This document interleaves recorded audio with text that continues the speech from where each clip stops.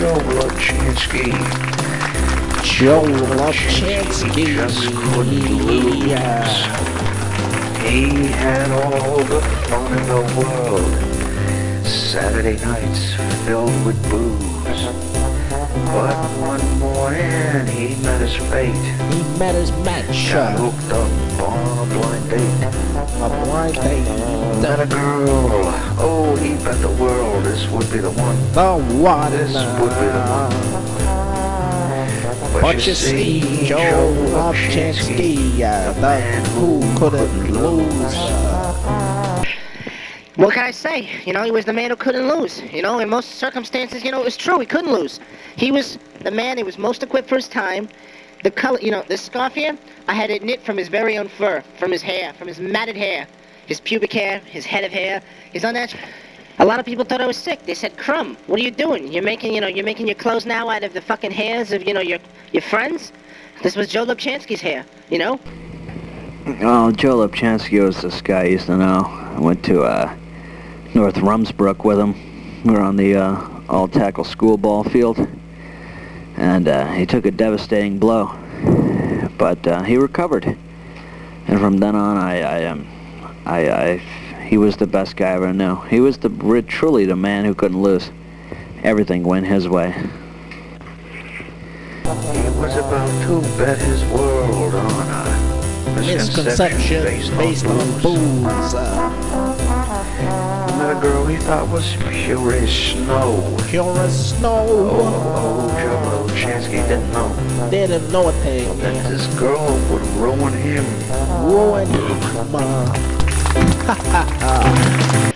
I didn't want to fuck with it. You know, I didn't want to suppress the emotions. I knew who it was. I knew whose scarf this was. I knew whose hair comprised the fabrics of this. This scarf was Joe Lubchansky, the man who at one point couldn't lose until we beat him to death. And now, he's an object in my fashion apparels.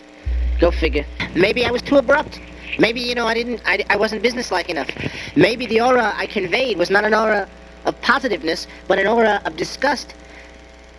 I can only say that, you know, what I did was a failure in many terms, was a failure on my own terms, but in some small way to some people was a success, and I brought a certain amount of sadness and joy to a lot of different hearts. Sing it now. She was a floozy. She was a boozy. She was one of them piano girls. She wore the feathers. She wore the boas. She wore the pasty. She'd give it to you. All of it to you.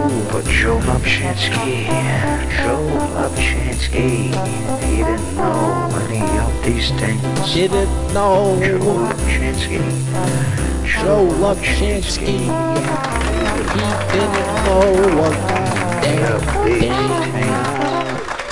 Thank you, Joe Lubchansky. The Joey Crumb Holiday Special is brought to you by Maxwell's House, a non-profit foundation for the advancement of public information. And to that I can say, I did it, in some cases my way. Are we done yet? A little bit more film? That was the natural end point of my story, but now you're faced with a little bit more anecdote. Do you like this plant? My cousin Murray provided it. He said, you know, show the name of my store and address discreetly. Of course, we're not going to do that. He crossed me. Joe Lubchansky. That was him. That was his scarf, and that was you. Good night, folks. It was a pleasure singing for you tonight. Pleasure crooning.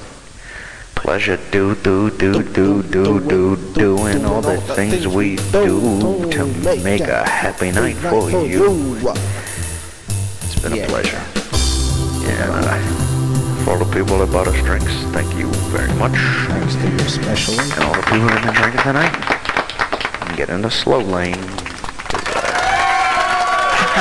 Boozing and cruising. It's the American pastime. Joey Crumb was brought to you by Joey Crumb Productions, a subsidiary of the Consolidated Information for Joey Crumb Foundation of Awareness.